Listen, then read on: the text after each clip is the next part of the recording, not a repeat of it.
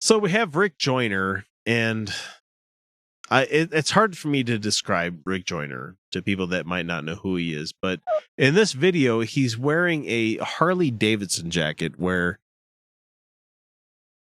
I don't know. You need to check us out on YouTube just to see what he looks like, because it is utterly ridiculous the way this old man is dressing. He's like one of those old guys that's trying really too hard to be hip to his kids. I'm not sure a better way to explain it to you guys out there. But he wants to talk to us about popular vote. And boy, have we not heard this argument a million fucking times already. Here we go. And listen, they're making a big deal out of how Hillary seemingly won the popular vote by not seemingly. Yeah, absolutely. She didn't seemingly won anything. She absolutely won the popular vote by 3 million people, because that's how counting works. 3 million votes. Listen, it doesn't work that way. That's why we have the Electoral College. You know, if you remove New York City, just one city from the equation, Trump won the popular vote by a pretty good margin. Bullshit. That's a big fucking city, dude. You're saying all those votes don't matter? You're telling me that there are 3 million more people in New York City that voted for Hillary over Trump? Bullshit. Absolutely fucking bullshit. We can fact check this shit. Yeah. I mean, we could, but that's not how we do things on the show. no matter how you put it, they're just saying, look, if you remove the 3 million people, if you remove those 3 million people, then clearly he won. You just have to find a way to remove them from somewhere. If you remove New York City and California, he was overwhelmingly the victor in the rest of the country. Yeah, and if you removed Ohio, Michigan, and and if we Florida, removed Clinton would have won 3 million more votes. Yeah, if we removed 3 million more votes from the states he won, even just partially from each one, then Clinton would have won. Yeah. New York, 4,500,000 votes went to Hillary Clinton in New York. That's not just New York City. So, dude, she didn't get 3 million votes from New York. Yeah. But not enough to negate the entire she won lead, with, so.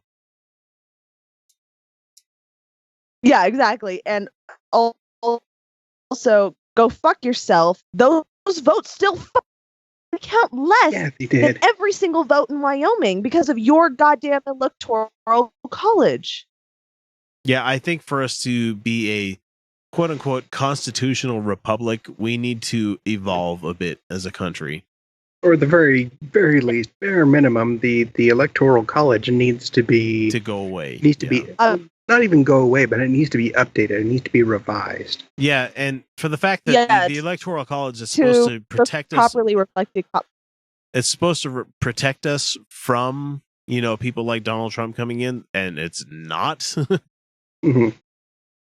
So after the election and the electoral college debate got pretty heated, William showed me this graphic, and it was a meme. It was a meme, and it was like, this is the reason that we have an electoral college, because those little chunks of blue shouldn't get to dictate for the rest of the United States. And I look at him, because if you look at a map of the United States, it looks like it's much smaller areas that are blue. And I go, yeah, the vast majority of those red areas are completely unpopulated, and you can reverse that. Wait, since there's more people in the cities, the country should get to dictate how their lives goes. And he goes, yeah. Like, and he wasn't trying to be like, see, he was like, consider this perspective. And I did. And then I went, yeah, that doesn't make any fucking sense. Yeah. It's just, it's a very old plan, and it needs to be updated.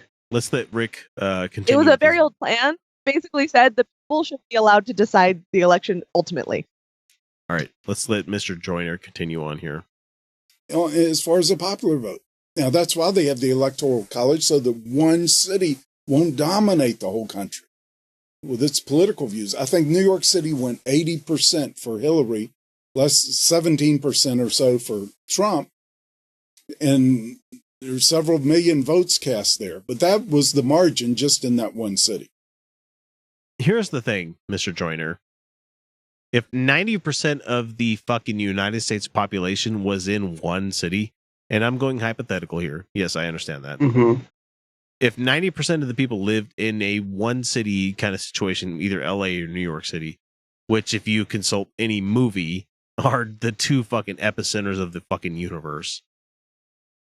Even if they were like 90% of the population, you know, you don't give the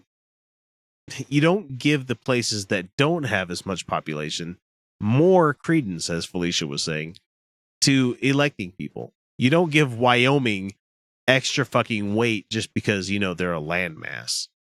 You know, you give it to the people exactly it. that vote. That's the thing. Every vote should matter the same.